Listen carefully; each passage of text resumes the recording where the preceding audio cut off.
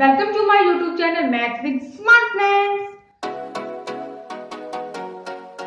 Maths with Smartness. It's too easy. Student, आज हम अपना न्यू चैप्टर स्टार्ट करेंगे और चैप्टर होगा हमारा application of integral. Application of integral chapter हम अपना एनसीईआरटी बुक से करेंगे। स्टूडेंट, एनसीईआरटी बुक में ये हमारा चैप्टर नंबर 8 है। हालांकि हमने अपने डिफरेंशिएशन और इनडेफिनिट इंटीग्रल चैप्टर अपने एलिमेंट्स मैथ से किए हैं, ये वाला चैप्टर हम अपना एनसीईआरटी बुक से करेंगे। स्टूडेंट, तो हमारा आज का कंप्लीट लेक्चर आज हमारा बेसिक पर होगा। बेसिक चीजें हमें पता होनी चाहिए, तभी हम कोई भी कर्व हम ड्रा कर सकते हैं। तो सबसे पहले बात आती है कि एप्लीकेशन ऑफ इंटीग्रल का मतलब क्या है।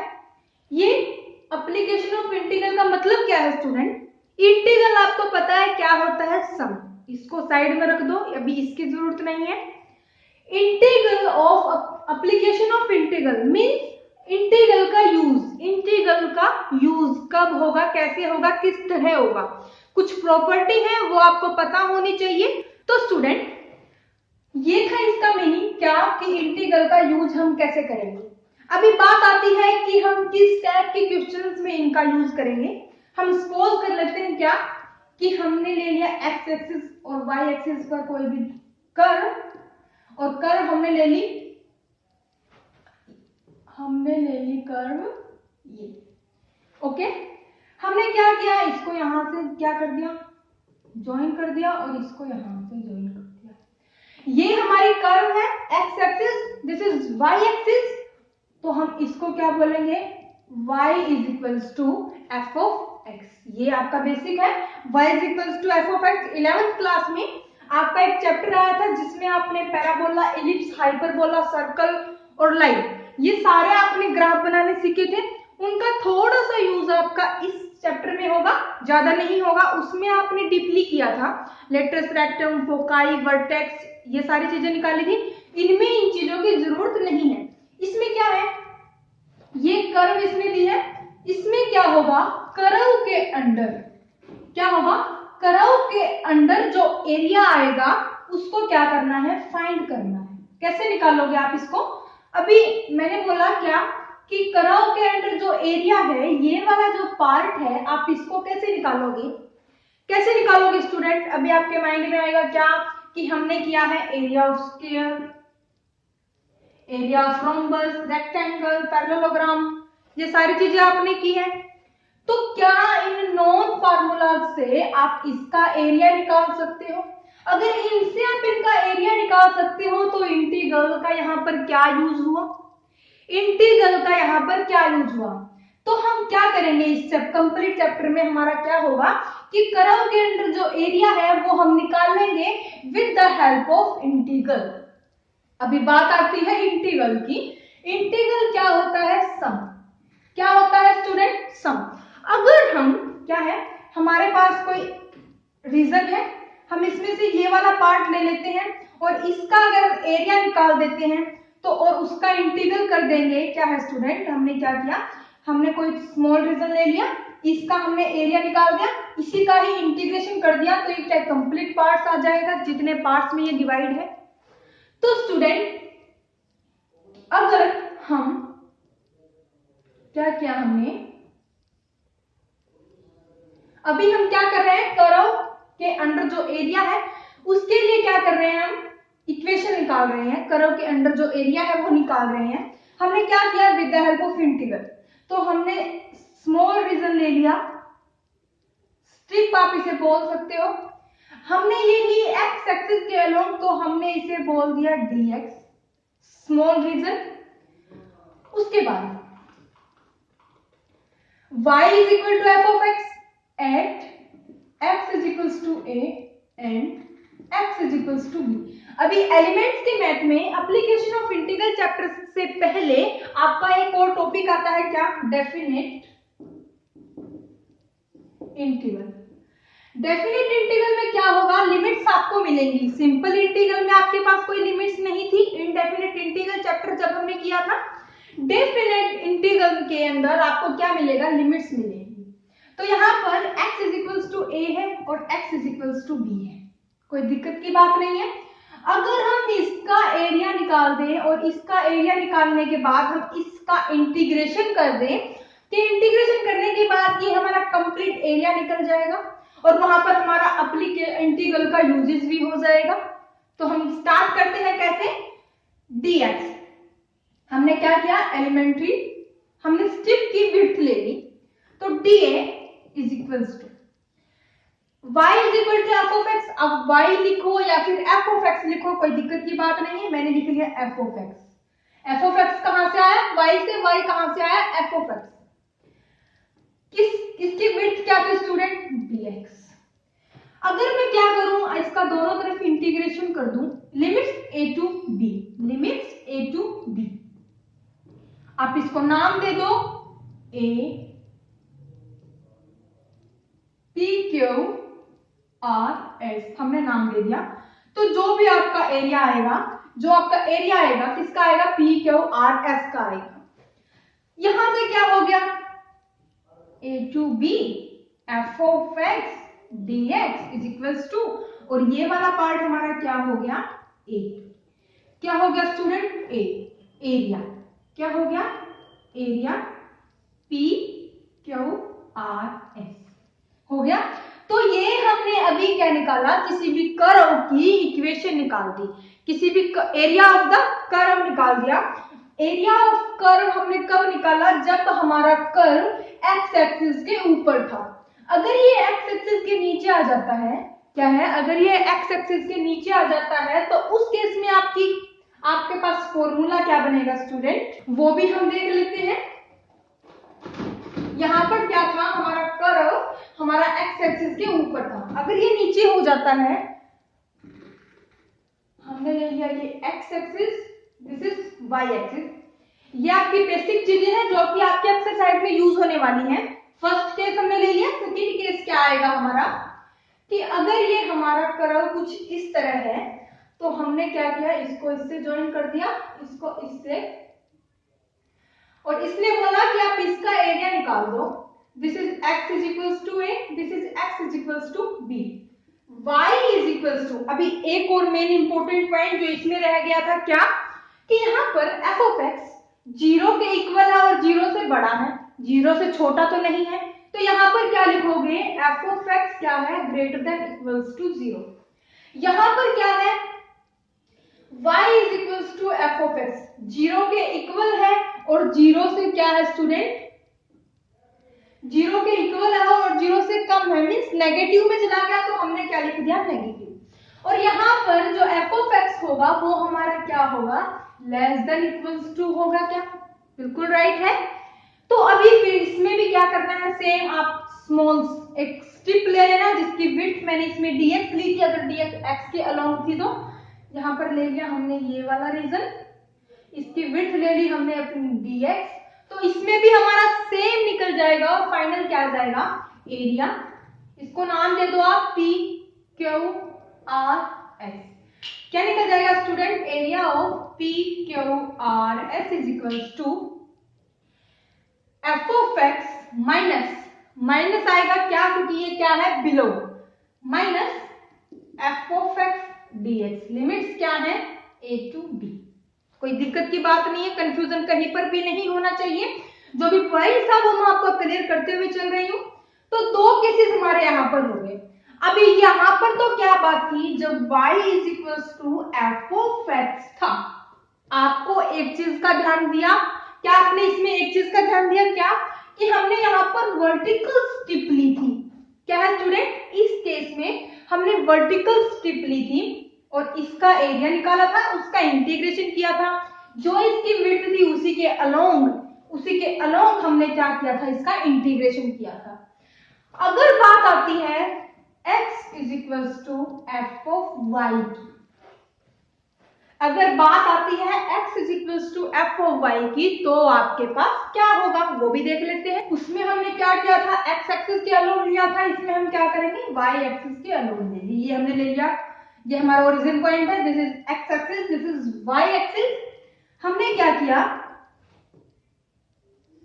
हमने यहां पर कर्व ले लिया और इसको कर दिया इस तरह जोड़, और अभी आपको बोल देता है, ये हमारी इक्वेशन हो गई f of phi at x is equals to a and x is equals to b। ये पॉइंट्स मैंने अपने पास से दिए हैं, क्वेश्चंस में आपको ये मिलेंगे। a और b हमारे पास क्या है, सॉरी y आएगा यहाँ पर क्योंकि y के अलोंग हम ले रहे हैं। तो ये हो गया हमारा y is equals to a, this is y is equals to b। अभी आपको बोल देता है कि आपको क्या करना है, ये वाला एरिया फाइंड करना है, को तो कोई दिक्कत की बात नहीं है। क्या करोगे, इसमें मैंने बताया था कि जब y is equal to F of X है तो आपने वर्टिकल स्ट्रिप ली थी, इसमें क्या आ जाएगा, हॉरिजॉन्टल स्ट्रिप आ जाएगी। इस चीज को आपने नोटिस किया कि उसमें हमने अपनी वर्टिकल स्ट्रिप ली थी, इसमें हमने अपनी हॉरिजॉन्टल ली है, क्योंकि y एक्सिस के अलोंग तो हॉरिजॉन्टल ही आएगी, सिंपल सी बात है। अगर हम इसका एरिया निकाल दें और एरिया निकाल के इंटीग्रेशन कर दे तो क्या कोई दिक्कत की बात है, बिल्कुल भी नहीं है। तो क्या हो जाएगा स्टूडेंट, dA, ये हमने अपना हम y के अलोंग लिया है तो ये हो गया हमारा dy, और जो भी हमारी स्ट्रिप की विड्थ होगी उसी के अलोंग हमें क्या करना होता है, इंटीग्रेशन करना होता है। और यहाँ पर हमें दिया है f ऑफ y, तो यहाँ पर हो गया dA। हम एरिया निकाल रहे हैं, स्मॉल एलिमेंट्री एरिया हम जिसे बोल रहे हैं वो निकाल रहे हैं, तो अभी इंटीग्रेशन तो नहीं आएगा, तो हमारे पास सिंपल इक्वेशन ये हो गई। अभी मैं f ऑफ y की जगह क्या मैं x लिख सकती हूँ, x।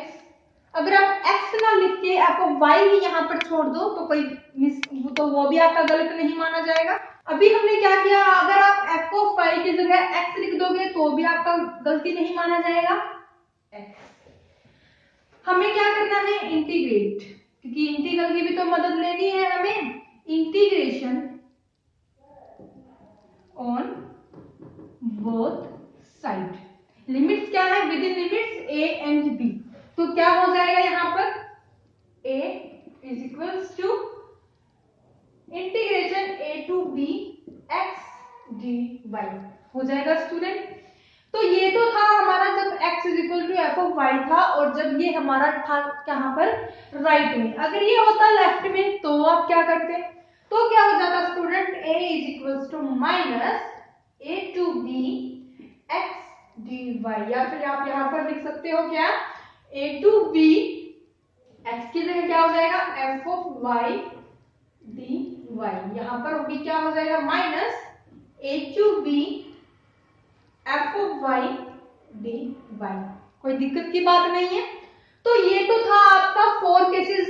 फर्स्ट केस हमने क्या किया, x is equals to y is equals to f of x। Second हमने क्या किया, y is equal to minus f of x।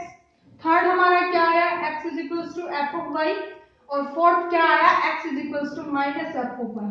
तो ये तो थी आपकी फर्स्ट स्टेज। सेकेंड स्टेज पर अभी हम चलते हैं। फर्स्ट स्टेज में हमने क्या क्या किया है, आप क्या एक बार बुक में देख लेते हैं।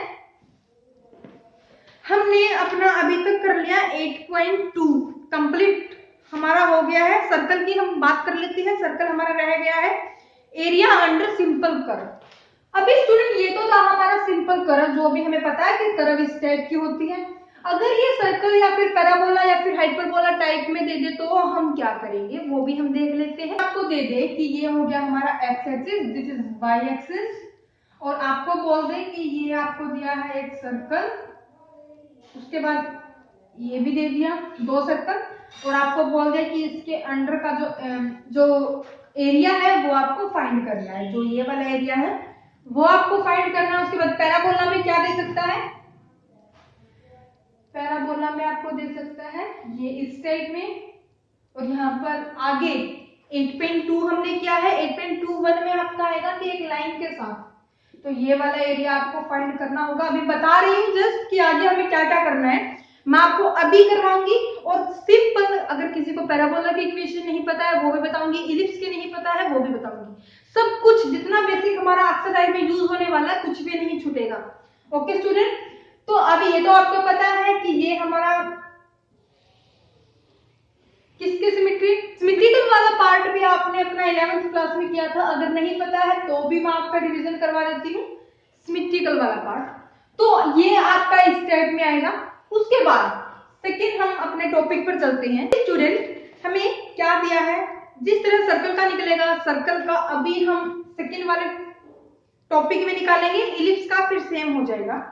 इसने हमें 8.21 हमें क्या दिया है, 8.21 the area of the region bounded by a curve and a line. एक लाइन और एक कर्व के द्वारा जो बाउंडेड रीजन होगा उसका हमें क्या करना है, एरिया निकालना है। तो वो कैसे निकालेंगे, ये चीजें स्टार्ट करने से पहले 80% फॉर्मूला है आपका एक। वैसे तो इंटीग्रेशन इनडेफिनेट इंटीग्रल चैप्टर आपने जब किया था तो उसमें आपने बहुत सारे फॉर्मूला किए थे, वैसे तो उनका यूज होगा, लेकिन एक फॉर्मूला ऐसा है जिसका 80% यूज होगा, और वो फॉर्मूला क्या है, नोट डाउन आप कर सकते हो। Under the root A square minus X square D X integration is equals to क्या हो जाएगा, X by 2 under the root A square minus X square plus A square upon 2 sine inverse X by 2, X by A आएगा plus सी। ये formula आपका most important formula है जो कि आपका 80% आपकी एक्सरसाइज क्वेश्चंस में यूज होने वाला है, और अभी हम एग्जांपल लेकर चलेंगे उसमें भी हमारा यूज होगा। Under the root A square minus X square dx is equals to X by 2 under the root A square minus X square plus A square upon 2 sine inverse X by a plus C. तो अभी बात करते हैं, इसने बोला कि find the area of the region bounded by a curve and a line. तो हमने क्या लिया, हम एक एग्जांपल से इसको समझते हैं, वो ज्यादा आपको समझ में आएगा।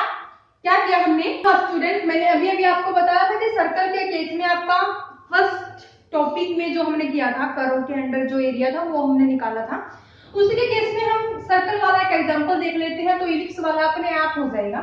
हमने क्या किया, हमने बना लिया एक ग्राफ, ये x है ये y है। ग्राफ बनाने से पहले इक्वेशन हमारे पास होनी चाहिए, क्या, फाइंड द एरिया। ये हम एग्जांपल ले रहे हैं फर्स्ट वाले टॉपिक का, 8.2 टॉपिक जो था हमारा। Find the area of the region bounded by X square plus Y square is equals to A square. क्या आप बता सकते हो कि ये हमारी किसकी इक्वेशन है, किसकी इक्वेशन है स्टूडेंट, सर्कल की इक्वेशन है। और यहाँ पर जो ओरिजिन है, ओरिजिन 0 0 है, और जो रेडियस है वो हमारी a है। तो इतना आपको पता है। ये भी नहीं पता तो लास्ट में मैं आपको सभी इक्वेशंस बताऊंगी, parabola, hyperbola, ellipse, line, curve, sorry circle, जितनी भी आपकी यूज होंगी उनके ग्राफ भी मैं आपको बताऊंगी, तो कंफ्यूज होने की बिल्कुल भी जरूरत नहीं है। तो अभी के लिए हमें इतना ही समझना है कि ये हमारा ओरिजिन 0 0 है, r is equals to a है। तो बता सकते हो कि हमारा ग्राफ कैसे बनेगा, ओरिजिन से पास करना है, रेडियस r है, तो क्या हो जाएगा हमारा ऐसे। एग्जामिनर आपका डायग्राम नाप नूप के नहीं देखेगा, आप उसको क्या करना है, सिंपल ये देखना है कि हाँ भाई इस टाइप का डायग्राम है और इसमें ये वाला एरिया इसे निकालना है। तो इसने बोला कि ये कंप्लीट एरिया निकाल दो। अगर मैं ये वाला एरिया ले लूं और ये वाला एरिया लेके इसका इंटीग्रेशन कर दूं 4 टाइम्स, तो क्या हमारा कंप्लीट का एरिया निकल जाएगा, निकल जाएगा स्टूडेंट। दिस इज 0, कोई दिक्कत की बात नहीं है। ये वाला पॉइंट हो गया हमारा a0, ये हो गया हमारा 0a, लिमिट्स का भी पता चल गया। तो अभी क्या हो गया, यहाँ पर ये सिमेट्रिकल है, सिमेट्रिकल किसके है, ओरिजिन और रेक्टेंगुलर एक्सिस आप बोल सकते हो। तो स्टूडेंट सिमेट्रिकल आपको पता होना चाहिए, सिमेट्रिकल वाला पार्ट हम इसके जस्ट बाद करेंगे। तो अभी हमें क्या है, ओरिजिन हमें मिल गया, इक्वेशन हमें मिल गई, और इंटीग्रेशन की जो लिमिट्स है वो भी हमें मिल गई, तो अभी कुछ भी नहीं रह गया है। तो अभी हमें क्या करना है, हमें कैसे करना है इसे, अगर क्या किया हमने, अगर हम इसमें भी स्टिप ले लें, स्मॉल रीजन हम ले लें और इसका एरिया निकाल के इंटीग्रेशन कर दे, तो ये वाला पार्ट आ जाएगा। उसको 4 टाइम्स कर देंगे तो हमारा कंप्लीट जो एरिया हमें निकालना है वो वाला पार्ट आ जाएगा, कोई दिक्कत की बात नहीं है। तो 4 हमारे पास है तो मैंने पहले ही 4 लिख लिया। इंटीग्रेशन 0 टू a होगा, ये भी लिख दिया। उसके बाद क्या होगा, y is equal to F of X आएगा, आपको पता है। अभी आप एफ ऑफ एक्स यूज करो या फिर y यूज करो, ये आपकी मर्जी है। मैं y यहाँ पर यूज करूंगी क्योंकि मेरे को y की टर्म में हमें इक्वेशन दी है। अभी y कैसे निकलेगा, कहां से आएगा, ये भी आपको पता होना चाहिए। y आएगा हमारे जो इक्वेशन हमें दी है वहां से, तो y आप निकाल लो। y square is equal to a square minus X square, ये अंडर द रूट में चला जाएगा और प्लस माइनस आ जाएगा। अभी सेकंड पॉइंट क्या आता है कि प्लस आएगा या माइनस आएगा, हम कौन सा यूज करें, प्लस यूज करें या नेगेटिव यूज करें। यहाँ पर हमारा काम क्या होगा स्टूडेंट, अब आप ही सोच के बता सकते हो कि हमारा एक्स एक्सिस के अंदर इस वाले रीजन के अंदर पॉजिटिव आएगा या नेगेटिव आएगा। पॉजिटिव आएगा, सीधी सी बात है। तो हमने क्या किया, अपना ए स्क्वायर माइनस एक्स स्क्वायर, मैंने कुछ नहीं किया, जो मैंने इक्वेशन जो एरिया निकाला था कर्व का वही यहाँ पर यूज हो रहा है। कौन सा, y is equals to F of X. और आप बता सकते हो क्या कि हमने क्या निकाला था, a is equals to a to b। मैंने बोला था a कुछ भी हो सकता है, b भी आपका कुछ भी हो सकता है। यहाँ पर आ गया था हमारा F of x dx। F of x ना लिखो तो आप यहाँ पर y लिख लो dx। तो मैंने अभी अभी आपको बताया था कि ये 90% 80% फॉर्मूला है जो आपका यूज होगा। तो क्या हमारा यूज हो गया अभी इस क्वेश्चन में, तो क्या हो जाएगा स्टूडेंट, आपको क्या करना है अभी इंटीग्रेशन, आपको पता है क्या हो जाएगा, x by 2 under the root a square minus X square plus a square by 2 sine inverse x by a plus c under the limit 0 to a। अगर आप लिमिट पुट करते हो तो आपका क्या आता है वो भी देख लेते हैं। क्या हो जाएगा student, 4 a by 2 under the root a square minus a square, तो ये 0 हो जाएगा, ये हम नहीं लिख रहे हैं। उसके बाद a बाय a 1 हो जाएगा, तो ये वाला पार्ट हमारा आएगा a square upon 2 sine inverse 1 minus, अभी 0 यहाँ पर आएगा तो ये वाला पार्ट फिर से 0 हो जाएगा, और यहाँ पर साइन इनवर्स 0 0 होता है हमारा, क्योंकि साइन 0 0 होता है। तो हमारा पास सिंपल बचा ये वाला पार्ट 0 टू a, तो हमने पुट कर दी। तो यहाँ पर क्या हो जाएगा, 4 a square upon 2 sine inverse, ये आपको पता है साइन पाई बाय 2 पे हमारी वैल्यू होती है। इसको हम कैंसिल कर सकते हैं क्योंकि जो हमारी डोमेन रेंज है वो हमारी लाई कर रही है 0 टू पाई बाय 2 के बीच में। तो फाइनल हमारा क्या आ जाएगा, 4a square upon 2 into pi by 2। तो फाइनल आंसर आपका आ गया। ये था हमारा सर्कल के केस में, हमने ये वाला पार्ट भी कर लिया। अगर सिंपल हमें कर्व दिए तो उसका एरिया कैसे निकालेंगे, सर्कल वाला भी निकाल लिया, पैराबोला भी हम निकाल लेंगे नेक्स्ट टॉपिक के अंदर। तो ये हो गया सर्कल वाला। इलिप्स, अगर इलिप्स आपको बोल दे, इलिप्स में क्या होगा, इलिप्स में भी कुछ इस तरह का होगा, क्योंकि इलिप्स आपको पता है क्या होता है, कुछ इस टाइप का हमारा होता है। तो ये वाला पार्ट क्या इसके सिमिलर हो जाएगा, तो ये आपको खुद ट्राई करना है। अगर नहीं होता है तो कमेंट सेक्शन में मैसेज छोड़ देना, टेलीग्राम ग्रुप का लिंक आपको डिस्क्रिप्शन में मिल जाएगा। स्टूडेंट जो भी आपके डाउट्स है वो आप टेलीग्राम ग्रुप में आपने शेयर करना। तो अभी हम आते हैं अपने सेकेंड टॉपिक पर 8.2.1।